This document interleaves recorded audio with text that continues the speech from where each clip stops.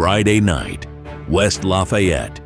The lights ignite at Ross-Ade Stadium as the Big Ten Conference's hottest storyline hits the road. Indiana Hoosiers football stands on the edge of perfection at 11-0, ranked number 2 in the CFP, and eyeing a championship touchdown in Indianapolis. Purdue Boilermakers enters the rivalry reborn under new leadership, but Indiana carries the mission. Win the bucket. Punch the ticket to Indy. Protect the dream. One more invasion. One more statement. One more chance to prove the quest is real. This is Hoosier football, and it rolls Friday night. The quest continues. Raiola. And picked off! Up the sideline! Indiana! Asbury! Walking them down! Woo! IU! America! They got a football team now!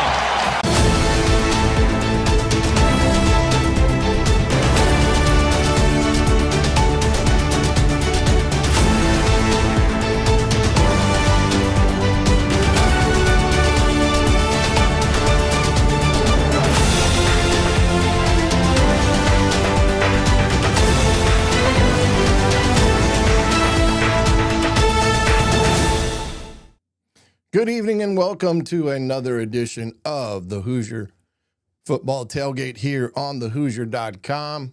Appreciate you joining me this evening. Of course, it's almost Thanksgiving. I guess it is Thanksgiving Eve as everybody prepares to eat plentiful tomorrow. And if you're out traveling the roads and you're heading somewhere, by all means be safe and hopeful and prayerful for your safe travel to your destination of choice, and hope you get to enjoy your time with the family and loved ones on that special day tomorrow afternoon. As we know, the Indiana Hoosiers right now are in the midst of preparing for this final contest of the season as they will invade.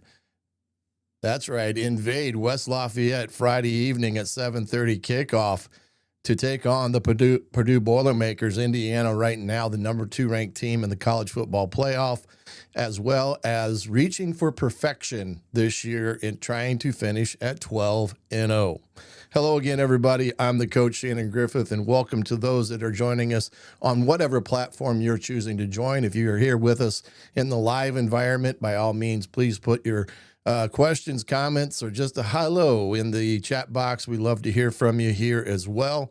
Just a reminder, with Christmas coming up around the corner, there is no better place to shop than the Hoosier Tailgate Fanatics store. You can get that link off of my Twitter page at Hoosier Tailgate in the link bio. There's a link there to check on, and it'll take you right to that destination of the Hoosier Tailgate store on Fanatics.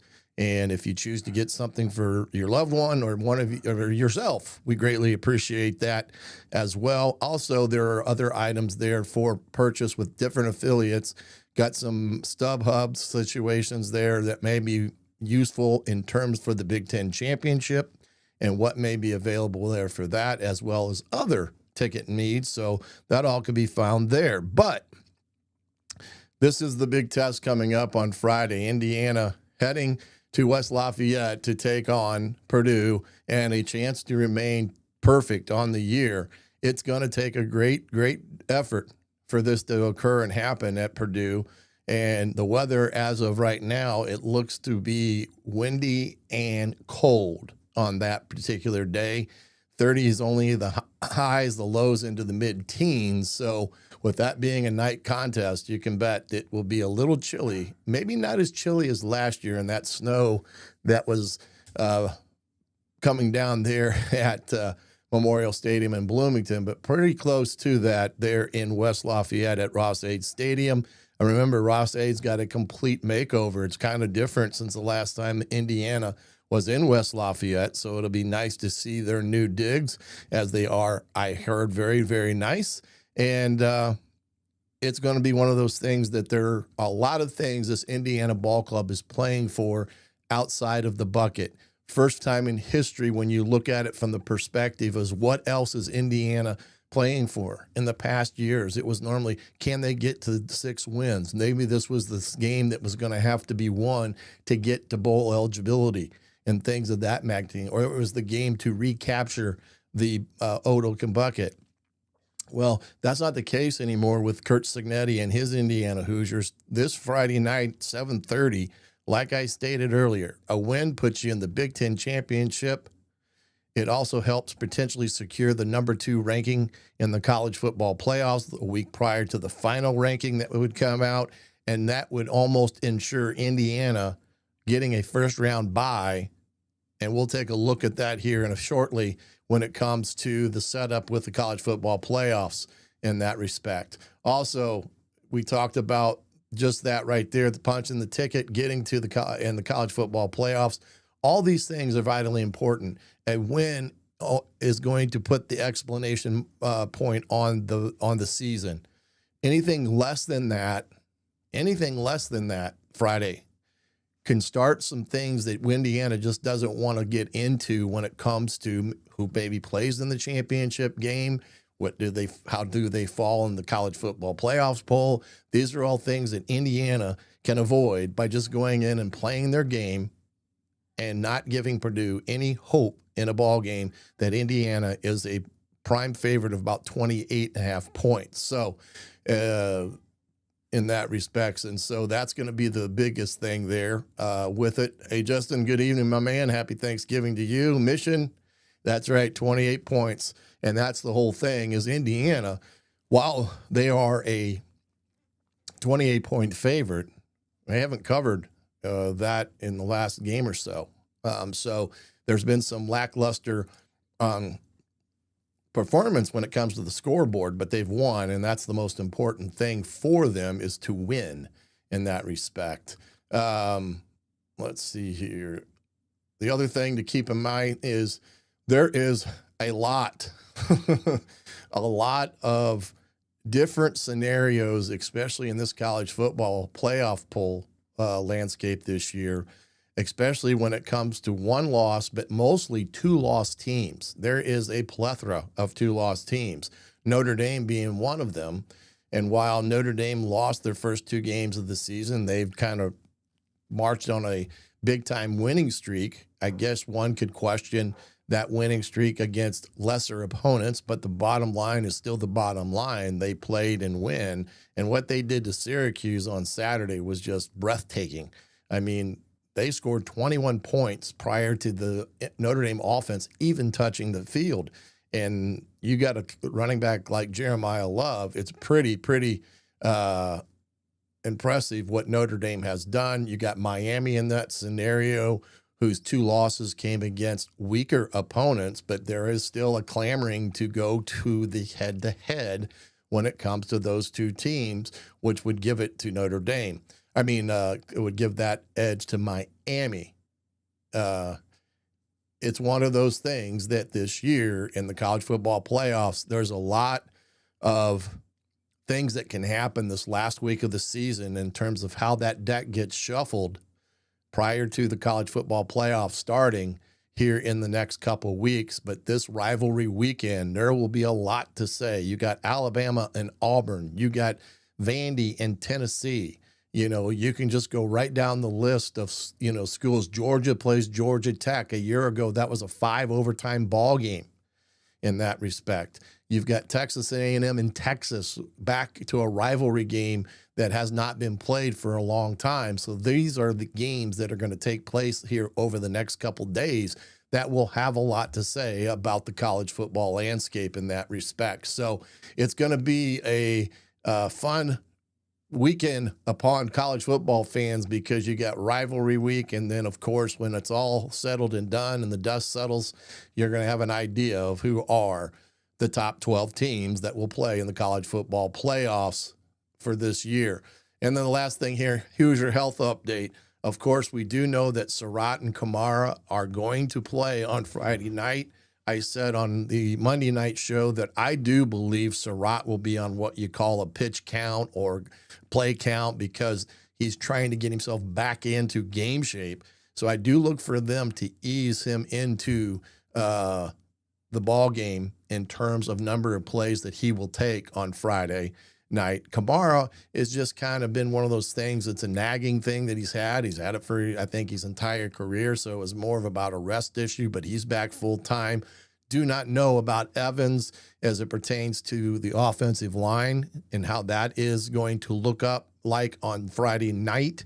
Have not heard any updates as it pertains to Drew Evans, and the earliest that we would get something will be on the players report there a couple hours before the game in that respect. Poor Syracuse. Yeah, exactly. That was a crazy ball game. 21 points before the offense even touched the field. And yep, Robert, it is mind-boggling when you think about the college football poll. But Indiana, health-wise, heading into this bucket game, looks pretty good in that arena where they're getting some pieces of the puzzle back into the flow of it.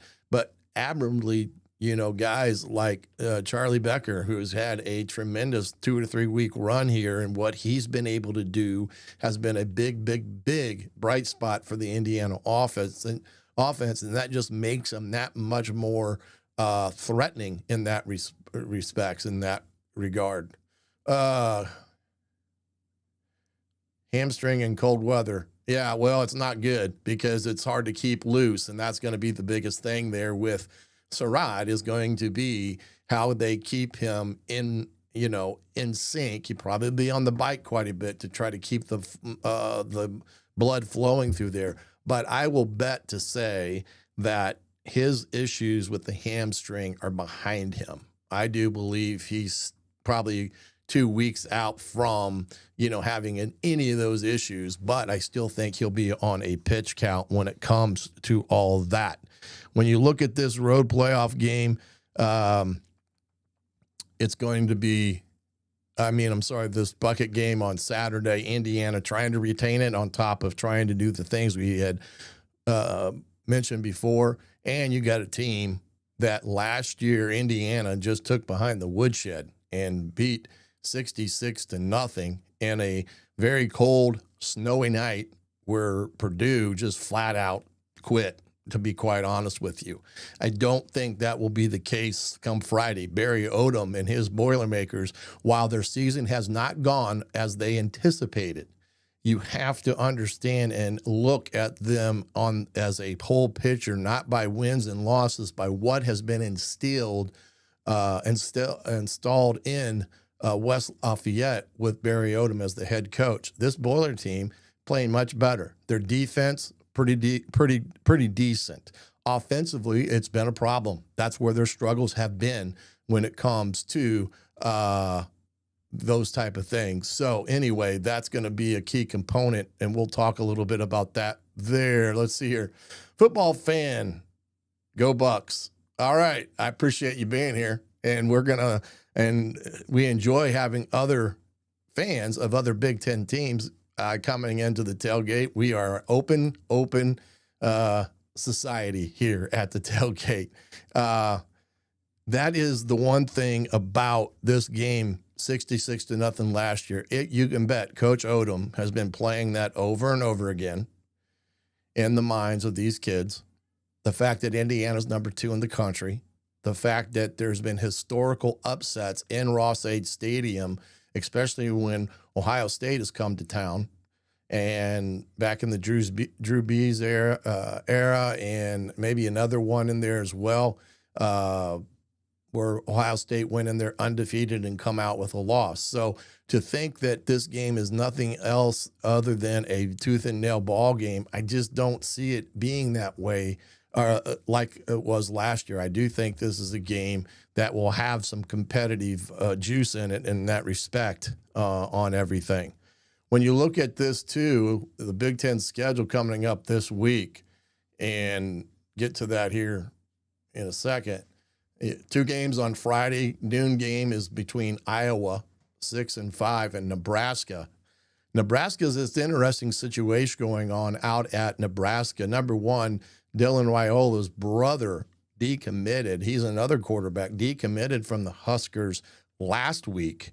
And there are reports and rumors that the Nebraska is preparing for Dylan Raiola to go in the portal at the end of year, which would be a huge, huge thing to have occur, and would tell you that the place as it pertains to the Husker land isn't all rosy in that respect. Let's see here. Okay. Do you think if OSU makes the Big Ten championship versus IU, does that determine the Heisman? It could. Those are the type of games that you get those type of moments. It really could in that respect.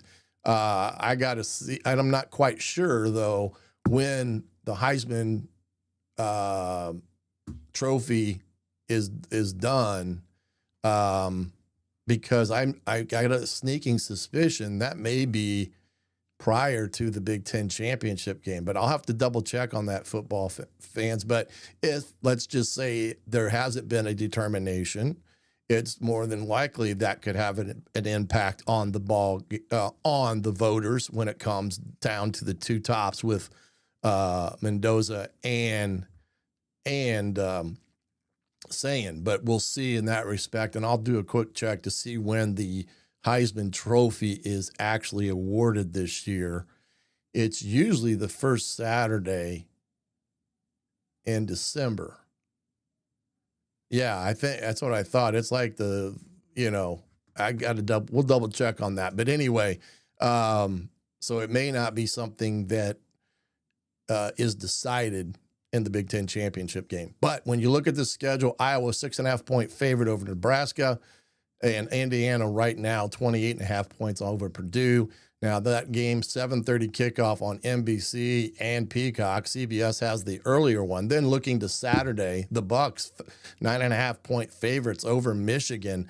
This one's going to be a dandy of a game, and I wouldn't have thought this a few weeks ago when Michigan was kind of, so-so.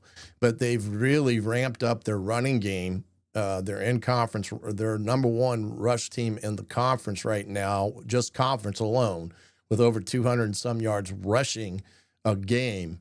And we're going to see how the young pups play in this ball game. I think Sayin probably holds the advantage in the sense that he's a little bit more mature in that regard, but his first experience in the big house on a really critical game for Ohio State, it's going to be an interesting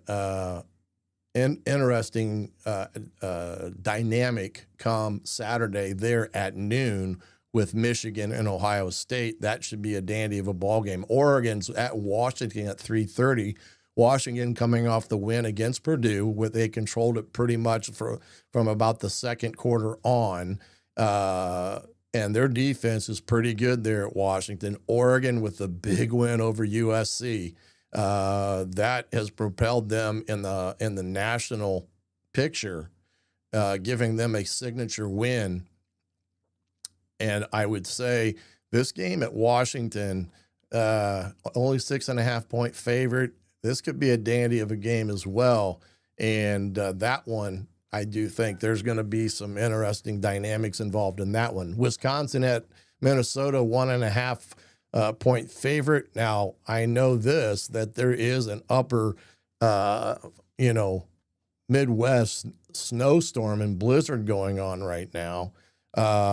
I know up in the parts of Wisconsin, they're getting anywhere from a foot of snow.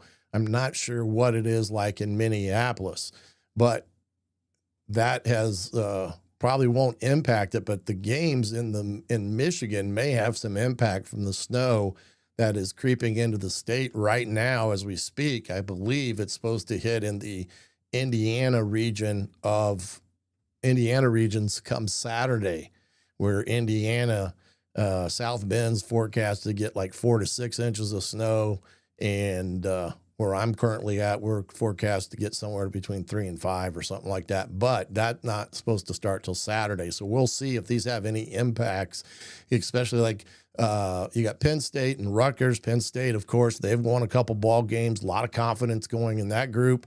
as they head to Rutgers, 13.5-point favorite. The Maryland-Michigan State game, again, that will be another game that could be impacted by the snow in East Lansing. That's a 7 o'clock kick as well. 3.5-point favorite for Michigan State. And then UCLA at USC, primetime game on NBC. USC is currently a 21.5-point favorite, and that will have some interesting aspects of things in that respect come Saturday night. So we've got a lot of things in the conference that are going on when it comes to the rivalry week. I think it's the greatest time of the year. There isn't nothing better than these rivalry games, especially when you have something on the line. Ohio State has something on the line. Michigan has something on the line because Michigan needs to upset Ohio State. That upset may get Michigan into the college football playoffs, but it almost puts them into the Big Ten championship game. So those are some things that there's a lot on that ball game Saturday at Michigan and Ann Arbor for both squads. That is like a playoff game mentality in Ann Arbor come Saturday in that respect. So let's see here. I know we've been talking about the Heisman. My personal opinion is that if OSU plays their ball game on defense and they use their pass game more than run, OSU dominates. I'm assuming you're talking about Michigan and Ohio State in that respect. It's going to be interesting. Michigan's defense is very good. That's the one thing that's kept Michigan in a lot of ball games throughout the season is that factor of it all. And this will be the first game to a degree that Ohio State's defense has faced a very upper tiered offense in that respect. However, I do think Ohio State's defense has the upper hand against a young quarterback, Underwood, there at Michigan. And I do think that's a big advantage for Ohio State when it comes between Underwood and Sayin at this point in time. So again, good one for that as well. Let's see here. Can Ohio State escape the big house? That's going to be a big question for a lot of people. Hey, glad that you're here with us from Fort Bliss. We appreciate you tuning in and all that. And I know we've had a tragedy within our country today with what occurred in Washington, D.C. with some National Guard troops, especially 2 of them that were in very critical condition due to a gun shot that was there this afternoon. So it's just another ugly event that this country just cannot get out from under in that respect. Let's see here.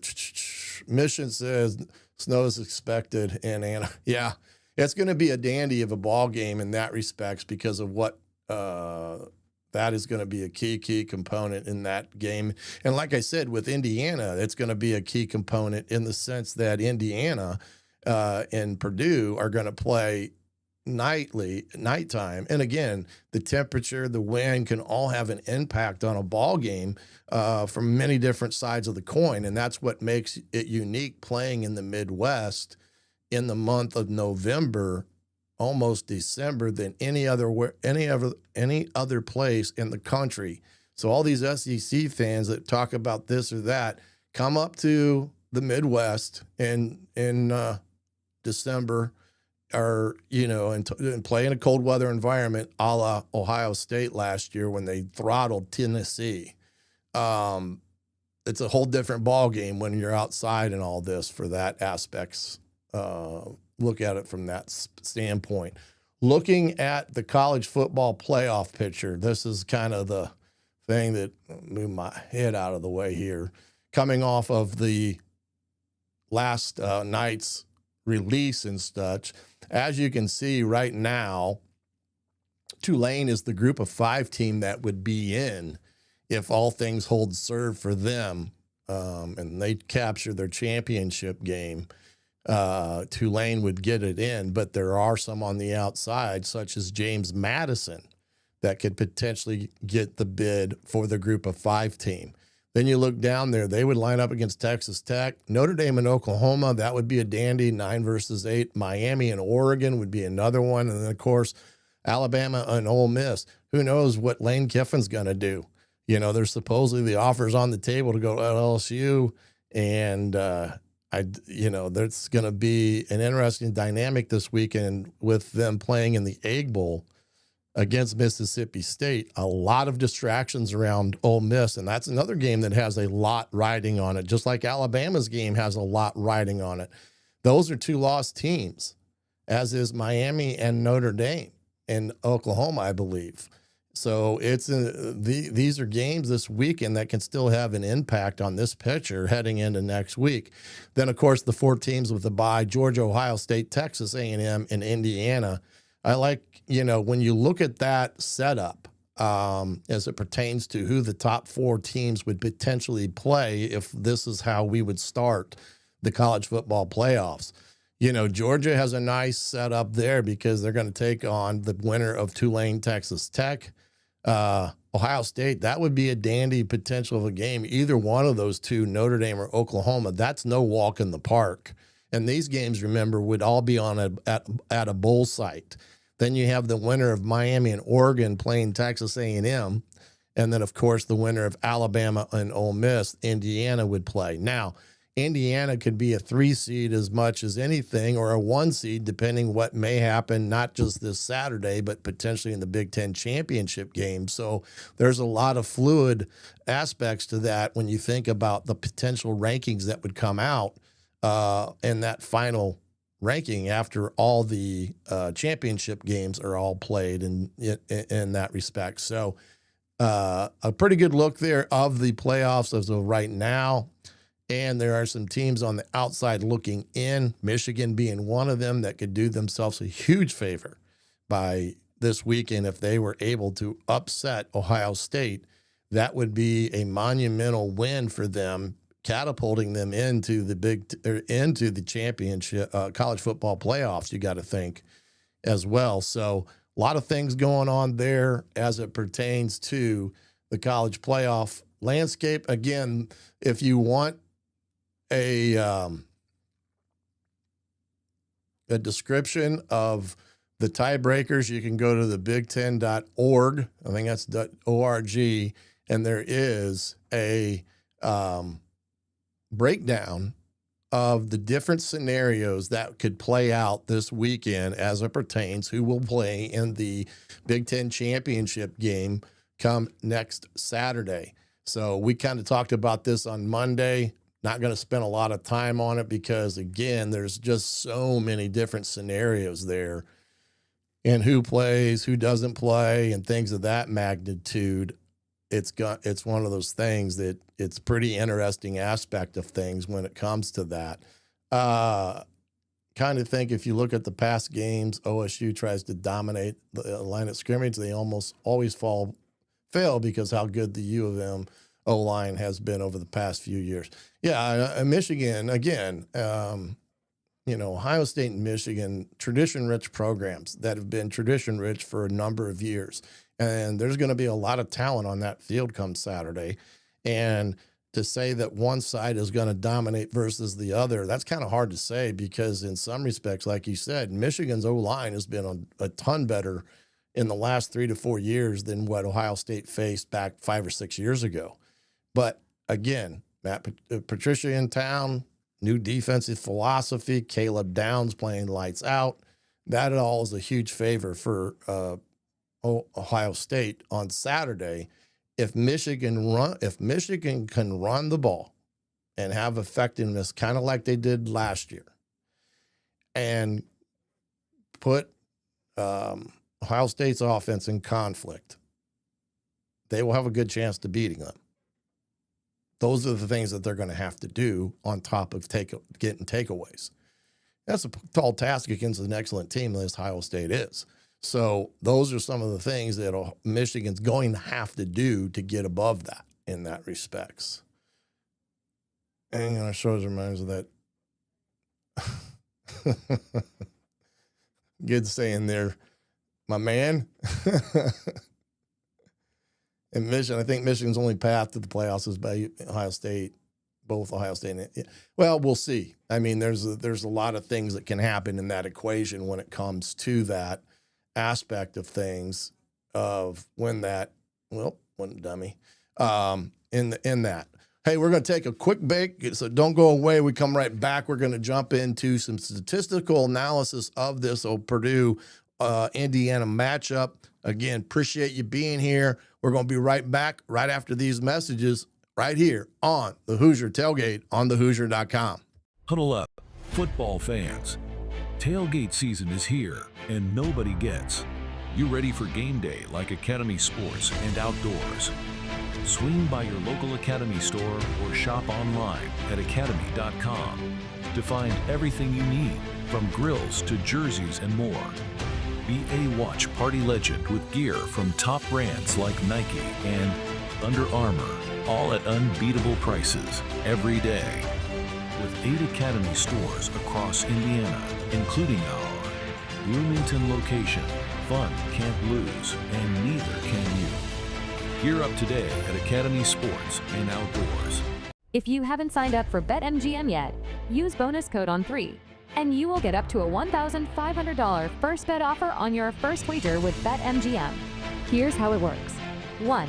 Download the BetMGM app and sign up using bonus code ON3. 2.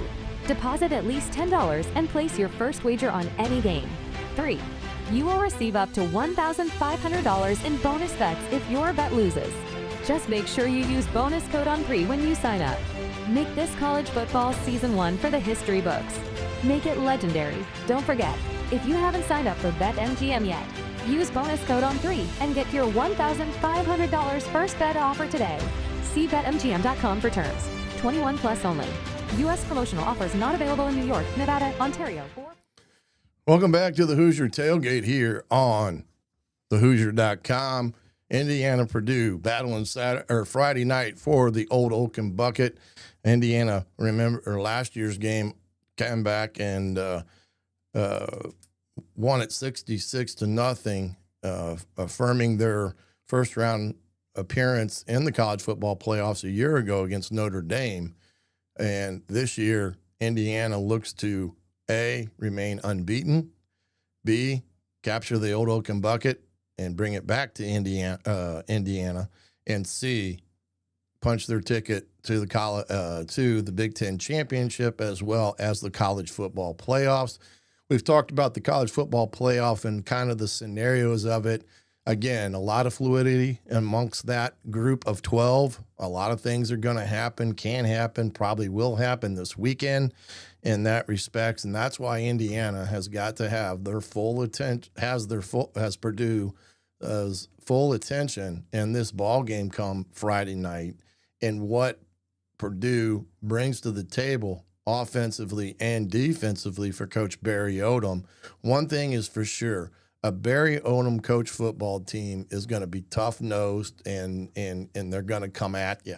And that's just his mentality that he's always employed. He's at D.C., when he was the head coach at Mizzou, at UNLV, where he resurrected that program and brought them back to prominence out there in Nevada. And then, again, not the season that they wanted to have this year, but at the same time, there's been a lot of strides made from this ball club from last year to this year, and he basically rebuilt the entire roster after getting the job in that respect. So we're going to head over here to the stats for this setup game on Saturday, and Indiana and Purdue looking at the offense as it pertains to looking at where these two offenses are now. There's enough data points there now, especially with the season coming to an end after this Friday's game, where these statistical aspects look for Indiana and Purdue. Indiana, again,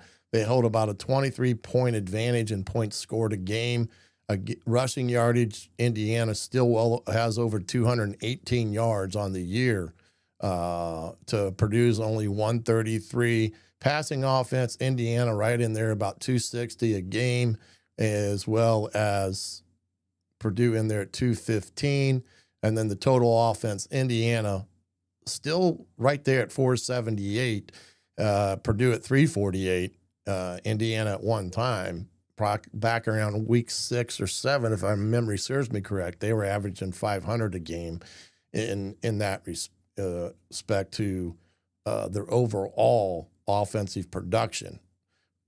Third down conversions, Indiana still remains hot in that category, 57%. Purdue right now is at 38.6%, and that's been a big problem for them this year, has been the conversion downs and their defense having to be on the field for quite a lot of times during games. Fourth down conversions, Indiana right now is at 47%, Purdue at 61%, and you can bet any opportunity that Barry Odom has to go for it on fourth down, they are going to go for it, because Indiana's fourth down defense, on the flip side of that, has not been as strong. When you look at the red zone, Indiana 91% when getting in the red zone, they get scores to produce 75, and then touchdowns. Indiana 74%. That's slidden off a little bit on the year. You really like to have red zone touchdowns in that 80% area, to be honest, in some respects, but they're close to that. Purdue's 50% getting scores. Here's the biggest differential that can be seen statistically. Points off of turnovers. Now, Indiana's number 1 in the country in turnover margin at plus 15. I believe Purdue's minus 10 in turnover margin. Indiana has got 96 points off of turnovers this year. Phenomenal. That is huge. It goes without saying how big of a momentum swing that can be. Any ball game where you get turnovers and points, it's huge. And that's what happened to Purdue at Washington. They turned the ball over a couple times. It was 14-0. And that's what happens when you turn it over and good teams convert and make you pay for it. Time of possession, Indiana has been very dominating in that category of late. 34 minutes of possession during the year, 27 for Purdue, and that kind of gives you a peek there at the statistical look from these two offenses when you look at both of these squads. Flipping to the defensive side of the ball, and again, Indiana and Purdue are kind of in different categories in that respect. When you look at it with Indiana's defense, who's had a phenomenal year thus far. You can look at the scoring defense. Indiana 11.6, Purdue's given up almost 30. Rushing off defense, Indiana again at 82.5, one of the best in the country, right up there with Ohio State. Ohio State and Indiana have been the top two defenses in the country for the better part of the year when it comes to rush defense. When it comes to passing defense, Indiana right now 165.5. That's a good number for this defense. Purdue's over 246 yards. That has been an area for them, and you can see as it pertains to total defense, Purdue's given up over 400 yards, and that is mainly due to the fact that they're on the field for quite a bit, and that's been a big issue. Third down conversion stops, Indiana 26% on the year, just crazy in that respect. And then Purdue, this is where their defense has hurt them. They're giving up 43% conversions on third downs, which is not great. It's not terrible, but it's not great in that respect. Fourth down, this is where Indiana's defense, they've given up 60% on fourth down conversions, and that's what I was saying with this Purdue team. Anytime they're in a position to go for it on fourth down, you bet they're going to go for it. Now, they did that at Washington and got stopped. Washington's defense stopped them, I think, twice. That led to scores. So, again, I don't think that's going to make a difference. I think Barry Odom's going to say we need to maintain possession, and we're going to go for it when it's 4th and 3, 4th and 4 or less. They're going to go for it. Red zone scores, Indiana, 14 out of 17 opportunities. They've given up points, and Purdue has given up, you can see the number there. The differential is mind-blowing. Purdue has been in the red zone as a defense 48 times this year. 38 of them have resulted in scores. Indiana, 17. That's crazy. They've only had 17 times an offense has penetrated the red zone against Indiana. They've normally just given up 3 points, which has been a big, big thing for Indiana. What red zone touchdowns, 5 of 17 for 29%. That is huge. Again, forcing field goals as opposed to giving up scores. Again, Indiana's defense will be the rock that keeps this football team on track when it comes to Friday. Sacks, Indiana has 33 on the year, and Purdue has got 24. So very pretty good defensive lines on both sides of the coin here, and some good linebackers, but Purdue has gotten 24 sacks on the year. And there's the big thing, turnover margin. Indiana, 15, plus 15 to Purdue's minus 10. That is a big-time differential, and that is one thing that, you know, in that ball game like this, turnovers and third down conversions play a huge part in a game when it's a rivalry game, especially. Let's see. I didn't want that one, dummy. Let's look at some of their top players at Purdue. You got Ryan Brown, the quarterback. Again, he played against Indiana again last year. He's thrown for almost 2,000 yards, completing almost 60% of his passes, 9 touchdowns and 9 interceptions. That's been his biggest drawback, is the number. You know, that's not a good trade-off there when it comes to scores and INTs. They also will play another kid, Jackson, I believe is his name. So they will play a two-headed monster when it comes to Friday's game that Indiana probably has been preparing for already. Maccabee is a guy that I've loved since the time that he started back at true freshman. Only 521 yards this year. He's also a great back out of the backfield, where he's caught 18 balls for 215 yards on the year. And again, he's a big kid, 6'2", 205. A little Roman Himbish-like type of player, but he's been a big player for Purdue and very productive in his years at Purdue. On the outside, you got a couple guys to take a quick look at. One of them is this Michael Jackson. He's a big, solid kid, played at USC, played at Georgia, so he's a portal transfer guy, 504 yards on the year with 1 TD. He's one, and then the big one that Indiana has to be aware of is Nitro Tuggle. This is a kid that's from Napanee, Indiana, played at Northwood High School, went down to Georgia, was a part of their team a year ago, transferred back to Purdue, and he is a definite deep ball threat, 6'1", 195. He's still labeled as a freshman, but he's got 420 yards, 14.5, and 4 TDs. He will be the guy that will challenge any DB that lines up against him, and he's the guy that they'll probably target for that aspect of their game plan. On defense, you got Powell, the linebacker. This kid's a pretty good player. Came from Arkansas, 6'2", 230, 49 solos. He's got 5 sacks and 7 TFLs. He's the kid that Indiana is going to have to be very aware of in every situation possible because of what he's done on the year, not only in the TFL column, but in the sack column, as he's one of their leaders. Up front, Nunley, he's a kid that transferred from Akron. So another MAC kid, kind of like Daly. This kid's 6'3", 265, got 5 sacks as well, 9.5 TFLs. So he's played a pretty darn good year there at Purdue, being that he transferred a couple years ago. So again, he's another guy up front that gives Purdue some quickness, and I like his quickness because he does move really good in that respect, and that's another guy that Indiana is going to have to be aware of. And they're going to have to be aware of more than just those couple of guys as well. Now, that doesn't change. There's probably 4 or 5 other guys that could be mentioned as the names of guys that Indiana is going to have to be overly cautious of. But these are the guys that are at the front of the line, so to speak, and they can play a pretty good football especially, they played Ohio State pretty decently. Honestly, they played them. They had Michigan. Michigan only beat them by 5 in that respects. Let me say this. I obviously don't think Purdue will beat IU, but I think that if you can play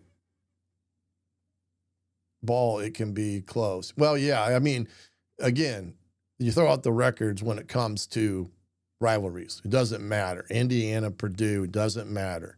And like I said, this team is much different than a year ago. Barry Odom has them playing with a little bit more passion and toughness. And like I said, Michigan only beat them by 5. Ohio State, it was a pretty good ball game up through about a half. And USC, they played them tough. They've played a lot of teams tough. Washington was the first game that really got away from them in that respect, that it wasn't a tight ball game. So Indiana will face a tough and a very decent Purdue team that's very capable of playing at an elite level. And Indiana is going to have to match that because, like I've said before, when you are whether you're the 2-ranked, 3-ranked, 1-ranked team in the country, everybody is going to give you a ball game. You got the bullseye, you're going to get everybody's A game. There's no ifs, ands, and buts about it when it comes to that. So again, like I said, in that respect, Indiana will have some things on their hands full with this Purdue team when it comes to Saturday's setup. Whoops, wrong one there. I don't know what happened there. I got to get back over to here because I don't want stats. There we go. Again, some of the objectives here before we jump in for a little bit of video. Indiana, again, 4+ yards on first down, 60% of the time. That goes to the overall efficiency of the offense to set up third and short situations.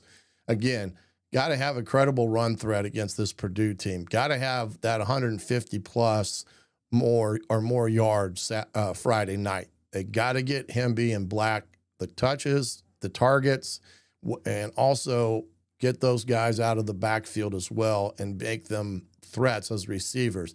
Win the time of possession. This is a game when you get in cold weather environments, winning that time of possession is huge, especially when you get a lead. Not give up any sacks against this Purdue team. That's a pretty big feat for Indiana.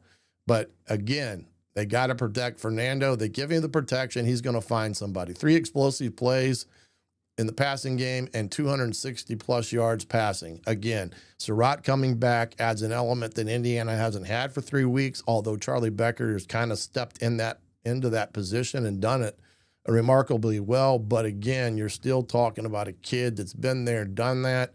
So Surratt, Omar Cooper, E.J. Williams, Charlie Becker, those 4 can be dominant on Saturday, and Indiana needs to try to find ways to target those guys on Friday night. And then how they use Holden Stays and Nowakowski, the tight ends, is also vitally important, and because that Stays kid is a beast.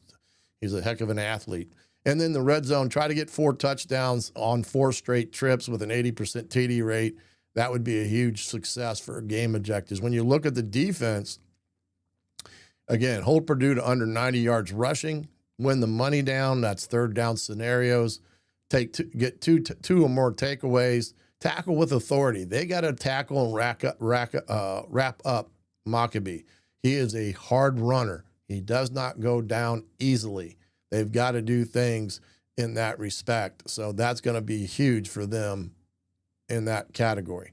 Target 3+ sacks, no blown coverages. That's been something that Indiana has had some problems with the coverage, but not of late.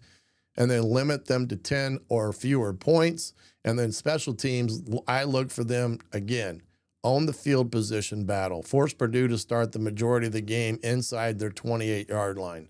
Return game, get at least 2 returns of 15+ yards, 100% of field goals of 40 and in.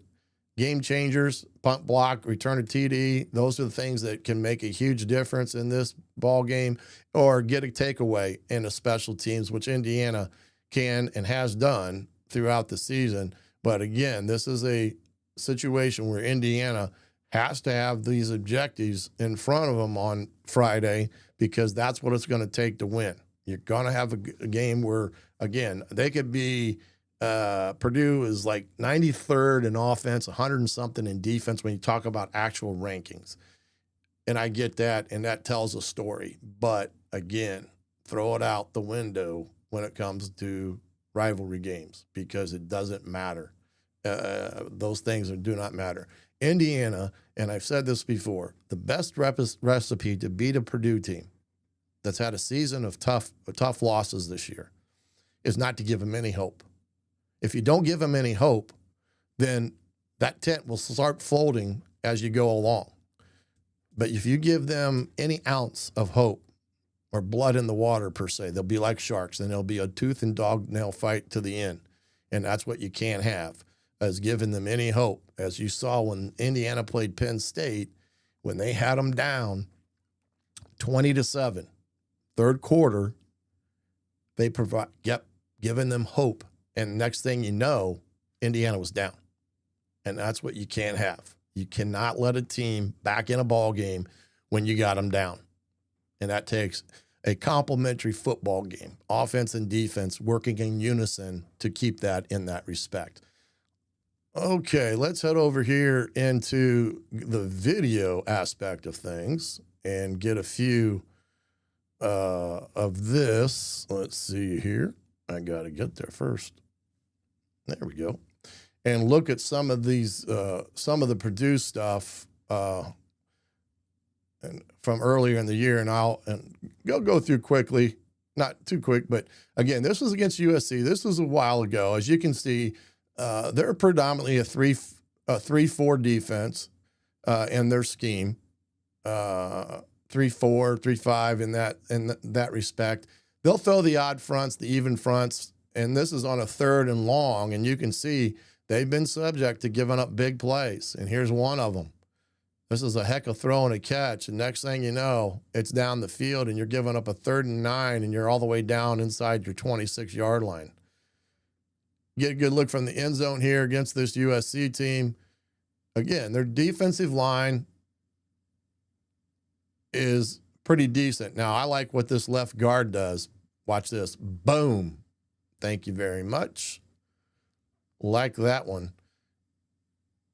Here we go with them now down in an even front type of deal. May still be an odd look because this may be a zero nose, but it's more of an even front, and you're getting a combination type of coverage. They're bringing pressure on the outside. This is a zone blitz type of scenario because you can see how the end at the bottom's playing, and they're rolling to a cover three deep look. This is just a nice throw and catch, really good design scheme because this is an RPO off of the counter game. They can run counter or you can throw it, which he threw it and put them in big conflict in that type of play. So there gives you a better look at it. It kind of looks like an odd front too, but I'm going to say Indiana's going to treat this as an even front and just call this a zero nose, but you got a wide 3 technique and a wide 5 with everything and use that as an even front, in my opinion.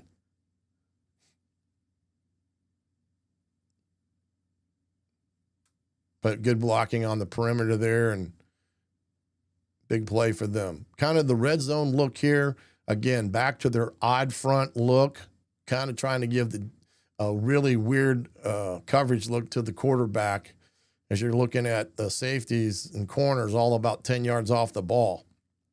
And they're only rushing 3 and dropping 8. So it makes it difficult to throw the ball when you do that, especially down here in the red zone. He runs it and doesn't get very much when it looked like he's going to get a lot.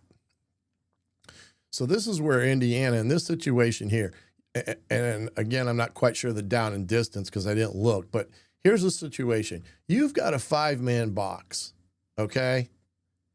Why they're throwing it here is beyond me. This is what we call a light box. So I don't care what you run, you should win because you got 6 guys, 1, 2, 3, 4, 5, and 6 to block their 5. Yes, there's going to be guys rolling down, but let the tailback take over there. So this is, in a lot of ways, not a great call. They're running a mesh concept against zone coverage, and this is a dead play from the start. He has nobody, but run it, dude. He could have got in the end zone. I don't know about that cat. Here they are again. They're still in their odd front, even though the ball's on the 3-yard line. And again, this should be it's a dead play. You're throwing it into 4 guys out here, essentially.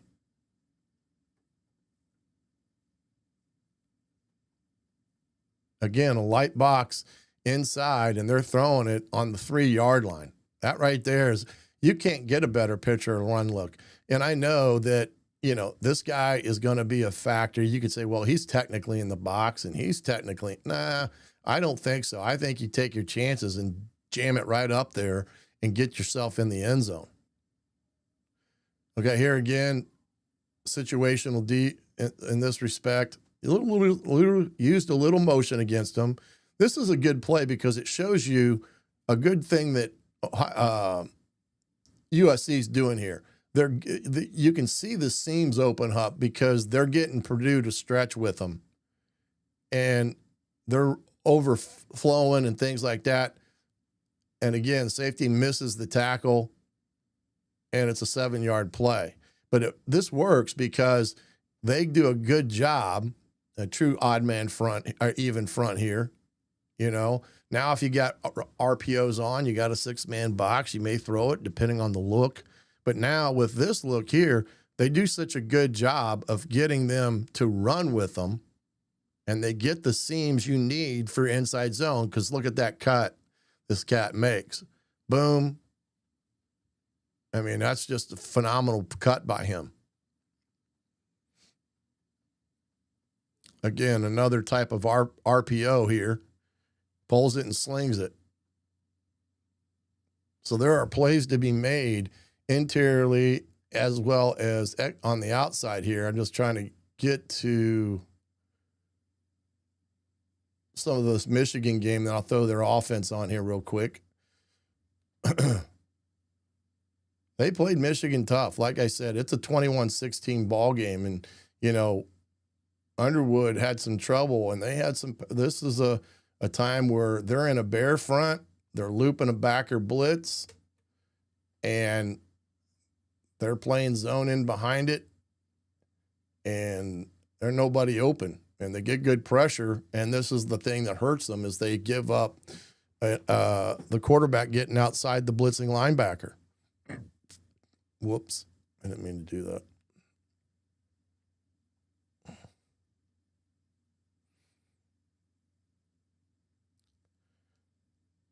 So this cat's going to come, and he's got to keep everything on his inside shoulder because there's nobody else left.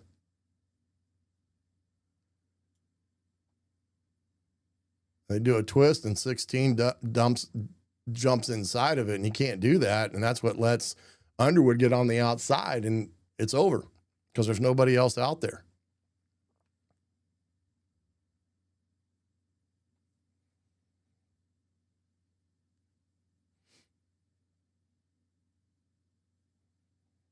Michigan does a lot with Underwood to get him on the run here, just a pure kind of a naked look off the zone action. But Purdue does a great job defending it here with their Mike linebacker. Again, they're in that bear front. Mike's reading these eyes. He pulls the chain, and next thing you know, he's got a sack on his hands for a big play. One more here of this offense.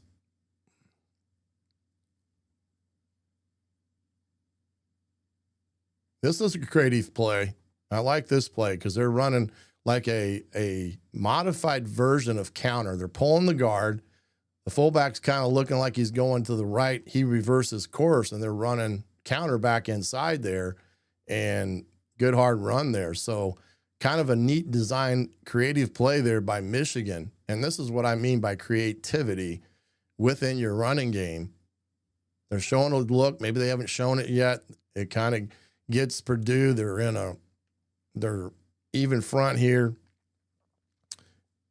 And if they get to the mic here, they got a chance. I don't know what happens. Oh, the mic blitzes, so it's the backside linebacker that gets over the top of it. Yep, that's a tough one. That's a tough one. Let me throw some of their – oops, let's go down here. Here's some of their offense. Try to show some of this. Pretty similar to what Indiana is in terms of offense. You're going to see a lot of tight end attached, unattached, 3 receiver set, 11 personnel. This first play of the game, Washington heats them up and comes after it, and they make a nice play inside and get nothing. But great field position.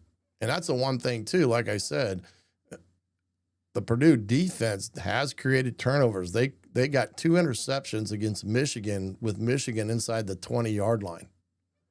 So while that game was a 21-16 game, Michigan doesn't turn it over in the red zone. It's not even close. But their defense has risen to the occasion on times and got big turnovers. Now, Brown played against Indiana last year. He's got a decent arm. I wouldn't classify it as a great arm, even though he's completing 60% of his passes. He is a good, solid quarterback, plays with a lot of moxie. Up front, I don't think that's their strong point. I think in a lot of ways it's their weak point, is their offensive line. Okay, here, let's see what we got. This is a new series. Again, getting that bunch set, attached, motion, running inside zone. That's kind of their bread and butter play, kind of like what Indiana is. They like the inside zone and what they'd like to run. Here's a big 3rd and long for them.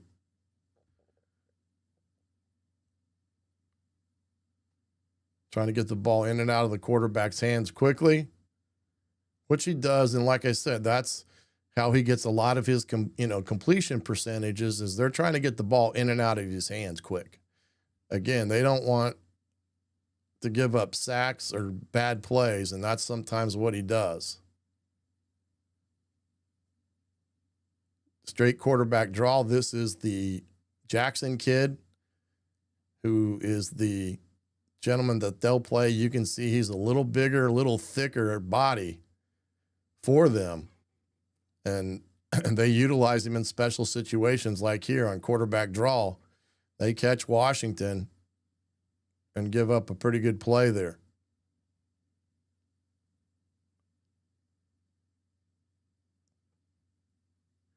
He's still in there. Quarterback run again, and they don't get anything.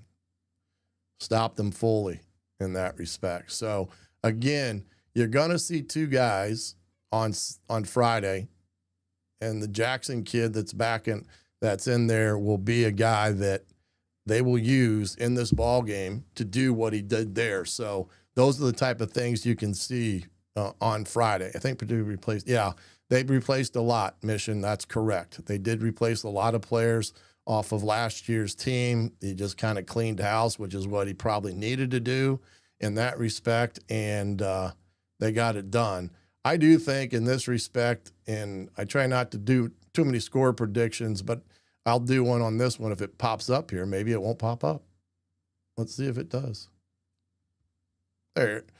Oh, I got to get to the right one, dummy. For this game on Saturday is Indiana. I do think Indiana should be able to win this ball game. I do think they need to I think they can get 35-13, get themselves into the Big Ten championship to potentially face Ohio State, a 1-2 matchup, which would be great to see as a Big Ten championship game, and most importantly, bringing the bucket back home to Indiana on Friday night. But again, this is going to take a yeoman's effort to get it done, and Indiana cannot take a team like Purdue lightly, and I guarantee it, Coach Cignetti is not going to let that happen. Well, I appreciate you guys joining me here this evening on the Hoosier Tailgate. Remember, on Friday after the game, Jim Coyle and I will be on for the post-game show. I will be in attendance in Purdue, West Lafayette, so we'll be on site together as well. You'll have to look to see if I put out a pregame primer since I'm going to be on site. If I do something, it would be on tape, so you'll get the chance to watch it at your leisure on Friday before the game. But if you're looking to pick up on episodes you may miss, they're all on YouTube as well as Spotify, Apple Podcasts. If you're going and Mission says he's going to go 45-10, by all means, drop your predictions in the comments section if you're there and you got the opportunity.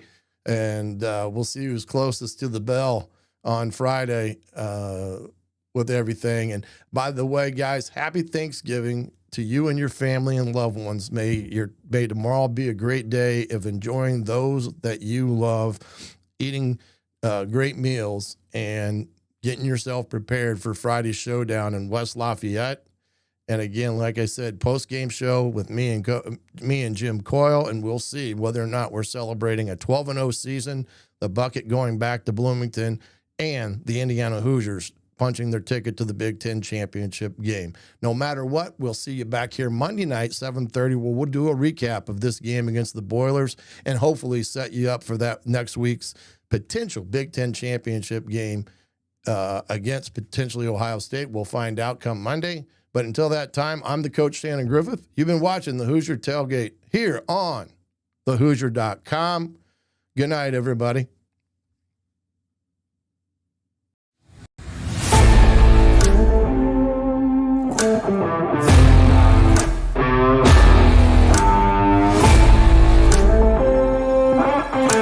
Thank you.